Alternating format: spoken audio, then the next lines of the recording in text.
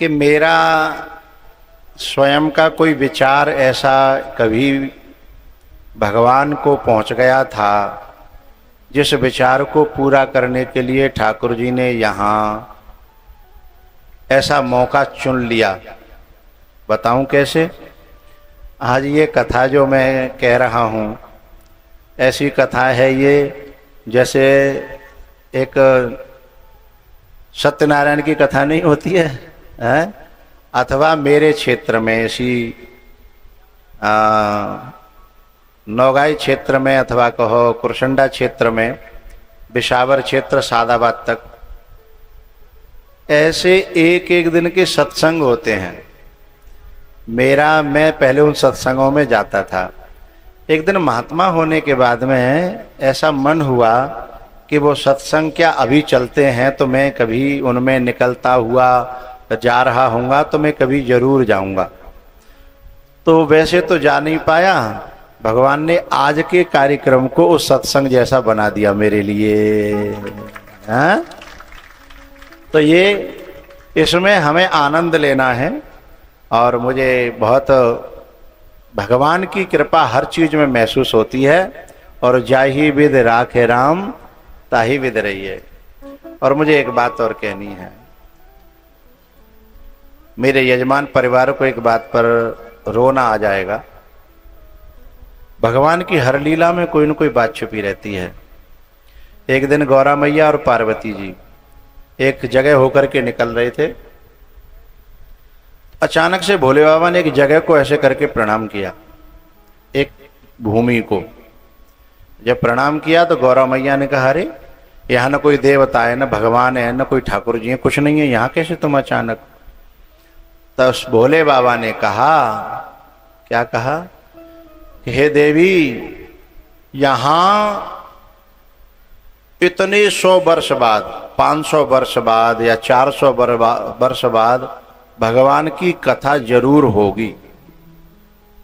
इसलिए अभी से मैं, क्योंकि मैं भविष्य भी देख सकता हूँ, फ्यूचर है, और मैं भूत भी दे सकता हूँ, तो मुझे दिख रहा है कि यहाँ भगवान की कथा जरूर होगी, इसलिए मैं इस भूमि को प्रणाम कर रहा हूँ। तो भूमि तो ये रही होगी, भगवान शिव की पूजी हुई, लेकिन यहाँ मकान बन गया, इसलिए टेंट वहाँ लगाना पड़ा। तो कभी तुम्हारे पुरखों का संकल्प इस जगह का रहा होगा। अब पुरखा यदि होते तो आज जरूर बताते, या फिर इनको कभी कोई याद आ जाए कि हमारे पुरखों ने यहाँ का संकल्प किया होगा और यहाँ किसी कारण से मकान बन गया, तो यहाँ पंडाल नहीं लग सकता था। लेकिन उस संकल्प को पूरा करने के लिए एक दिन की कथा ठाकुर जी ने यहाँ करा करके, ऐसा क्यों होता है? क्योंकि भगवान की जो भक्त होते हैं, भगवान के जो अपने होते हैं ना, भगवान उनकी इच्छाओं को जरूर पूरी करते हैं। एक चौपाई है बड़ी प्यारी, उसने पूरा दे दिया। अब रुको रुको, जब इतना दे चुका तो फिर हम बोलेंगे नहीं उस पर, फिर हम वैसे ही बोलेंगे, यही गड़बड़ियां हैं। राम सदा सेवक रुचि राखी, राम सदा सेवक रुचि राखी,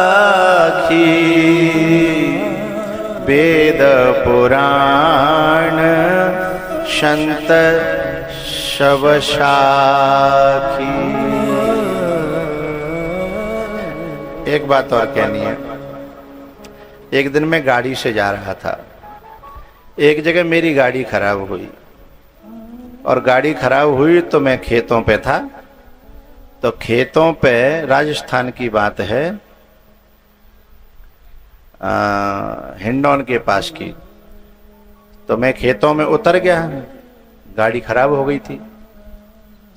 तो मैं जैसे उतरा तो मेरे लाल कपड़े देख करके वो खेत वाले भगे आए, बोले अरे अरे, बोले आप तो, आपको हमारे घर में बहुत सुनते हैं, हम तो आपके बहुत फैन हैं, हमारे घर पे तो सुबह जग से लेके जगत खेम और शुरू होती है कथा शाम तक। और हमारे घर वाले बहुत,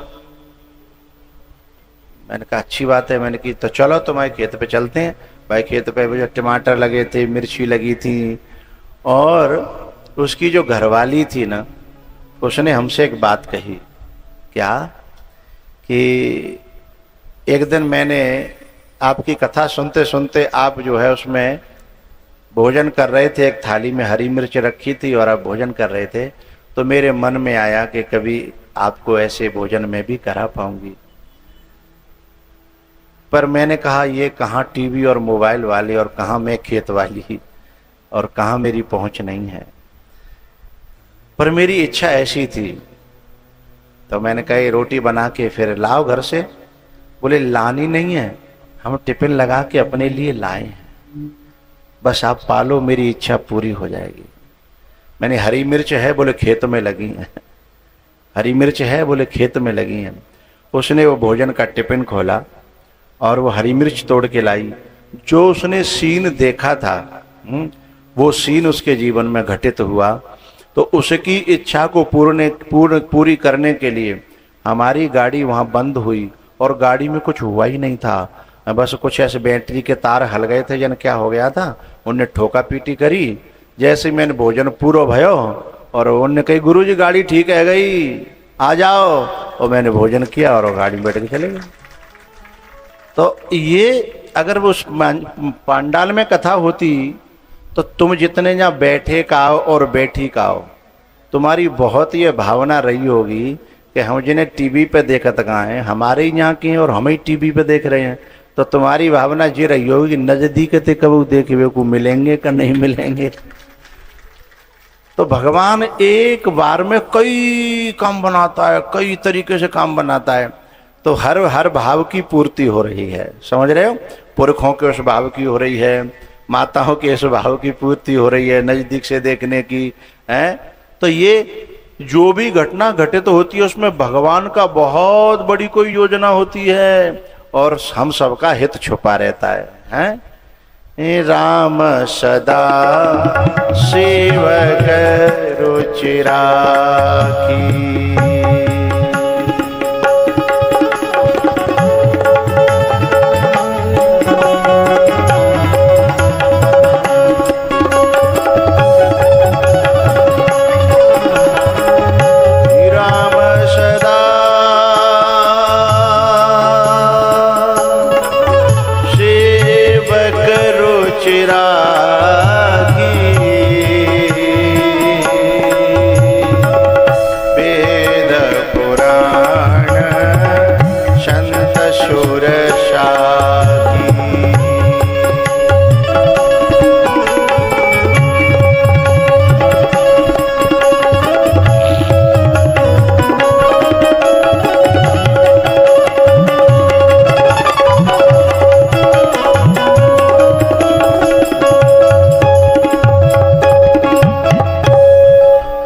सूत जी महाराज ने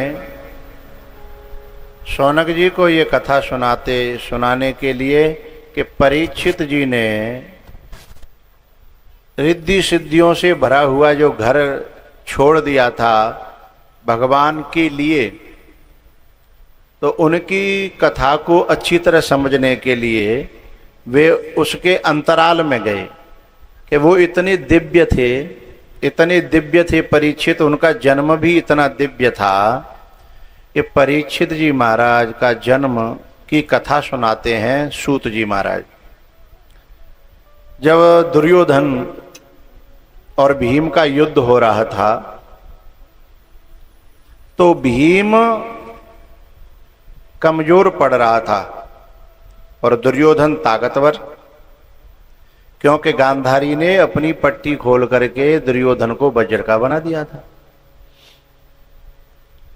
समाज में कुछ लोग ऐसे होते हैं जो अपने धर्म का, अपनी भक्ति का, अपने पुण्य का प्रयोग अधर्म की रक्षा के लिए, असुरों की रक्षा के लिए, आश्री प्रवृत्तियों को बल बढ़ाने के लिए भी कर देते हैं। ऐसे भी लोग होते हैं। उदाहरण मेरा समझ में आया, कुछ लोग स्वयं अच्छे होते हैं लेकिन बुरे लोगों को सपोर्ट कर देते हैं। लेकिन अच्छे लोग यदि बुरे लोगों को सपोर्ट कर देंगे तो उनकी अच्छाई भी फिर अच्छाई नहीं रहेगी। बात समझ में आ रही है? हाँ, उनकी अच्छाई भी बुराई के काम आई है ना, इसलिए बुराई हो जाएगी है। और कभी कभी कुछ लोग बुरे होते हैं लेकिन वो सपोर्ट अच्छाई को करते हैं तो उनकी बुराई भी भगवान के काम आ जाती है, अच्छे लोगों के काम आ जाती है।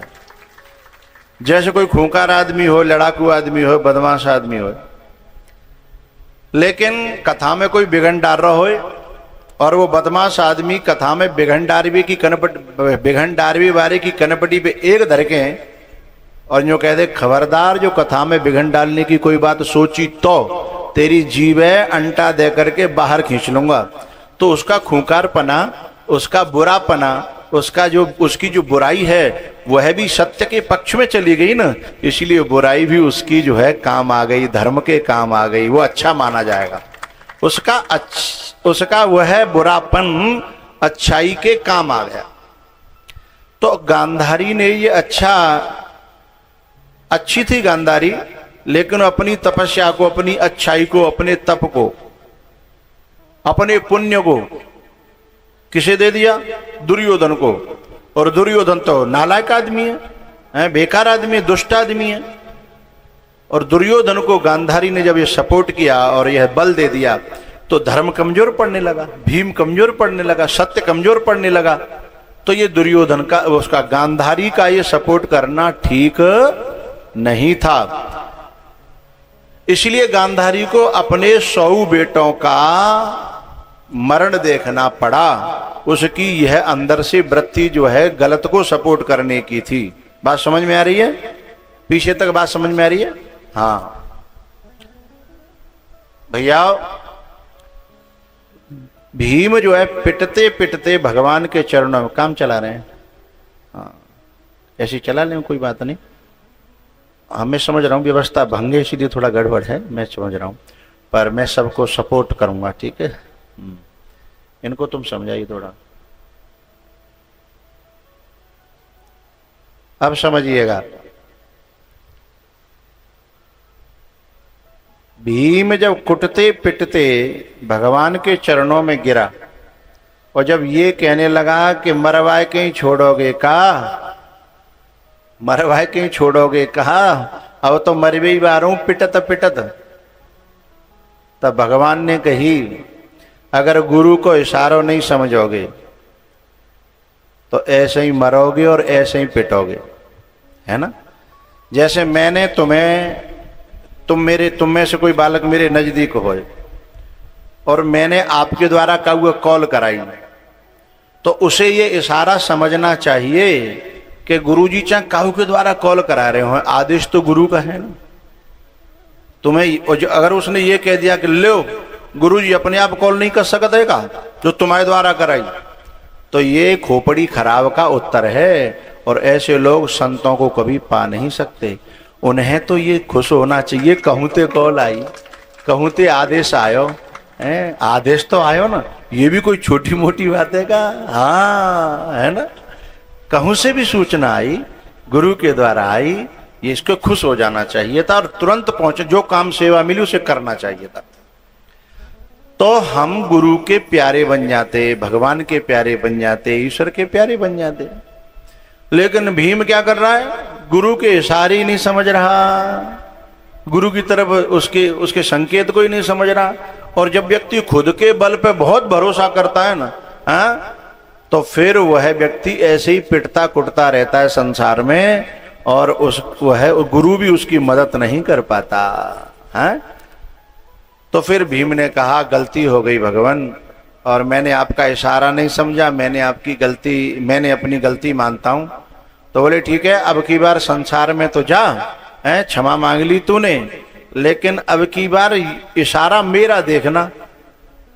बोले ठीक है।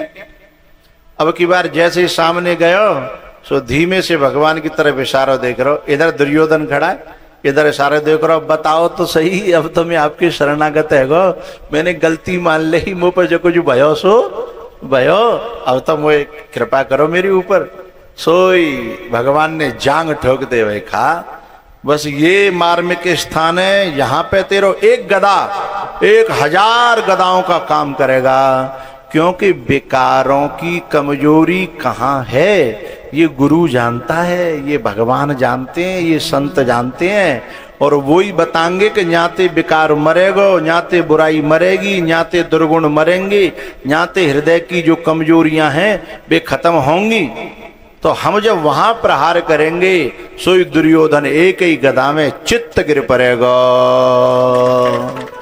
तालियां जोर से नहीं बजी हैं जब मैं बात जोर की कह रहा हूं। कछु हमारे पीछे बड़े बूढ़े बैठे हैं चश्मा लगा के, बिना के हाथ बिल्कुल ना हलते, ये बात हमें अच्छी ना लग रही। फिर हम ऐसे खेलेंगे नहीं तुम्हारे संग में। और हमारी निगाह बड़ी तेज है जा बात में हैं। इतना सहारा तो बनता है, अगर आप ताली न बजाओगे, मूड न हलाओगे तो फिर हमारी कहानी कमजोर हो जाएगी। हाँ है ना, ताली की जब बात चले तो उस पर गड़गड़ाहट होनी चाहिए। सो एक गदा ऐसी मारी भीम ने, और दुर्योधन चारों खाने जब चित्त गिरा तो क्या हुआ,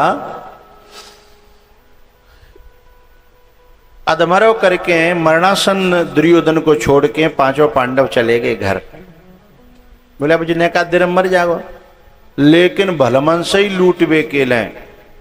बाको एक मित्र अश्वत्थामा और कहता है तुम्हारी आखिरी इच्छा क्या है? जिंदगी भर तो आखिरी इच्छा पूरी नहीं कर पाए हो, मरते समय आखिरी इच्छा पूरी कर रहे हैं। बोले तुम्हारी आखिरी इच्छा क्या है?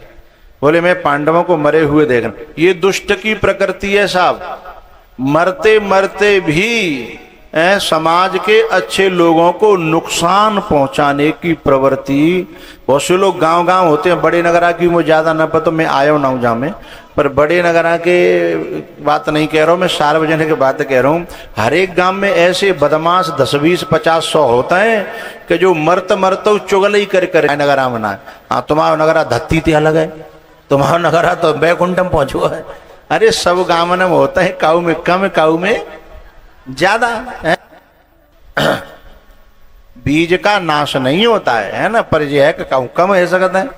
तो जो है जो बदमाश लोग होते हैं ना, जो चुगल लोग होते हैं, वे जिंदगी भर बुराई बुरा काम करते रहते हैं और अंतिम में मरते समय भी कुछ न कुछ ऐसो उलझन डाल के जाएंगे है कि गांव में कबू सुलझ है नहीं।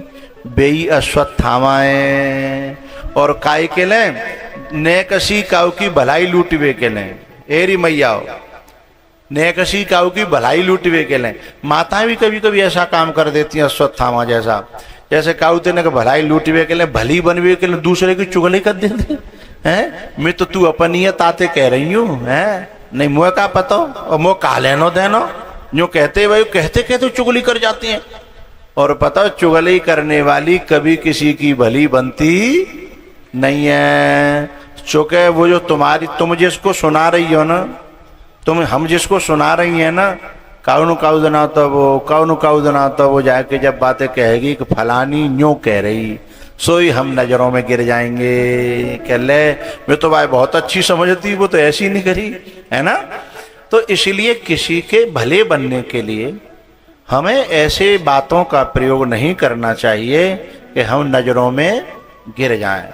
और पता है हाँ, कुछ काम ऐसे होते हैं जिन्हें करके लोग नजरों पे चढ़ जाते हैं, और कुछ काम ऐसे होते हैं जिन्हें करके लोग नजरों से गिर जाते हैं। नजरों से जो गिर जाए नजरों से जो गिर जाए, नजरों जो गिर जाए। आवाज ज्यादा नहीं है, खुली छाटी है। नजरों से जो गिर जाए मुश्किल ही संभल पाए, नजरों से जो गिर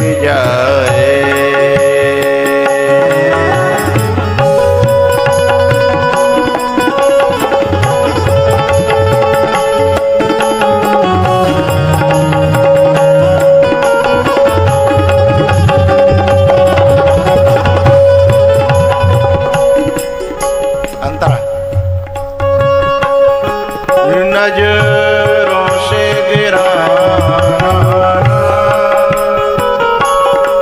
चाहे जितनी सजा देना,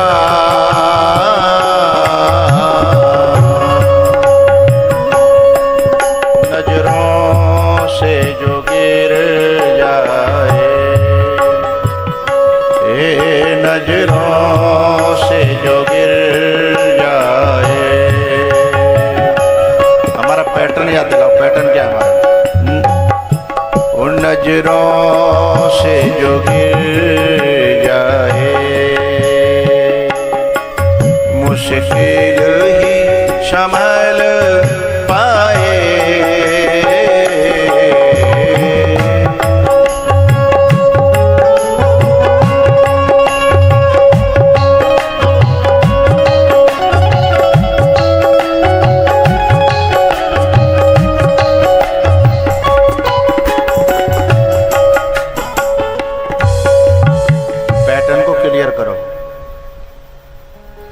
नजरों से जो गिर जाए,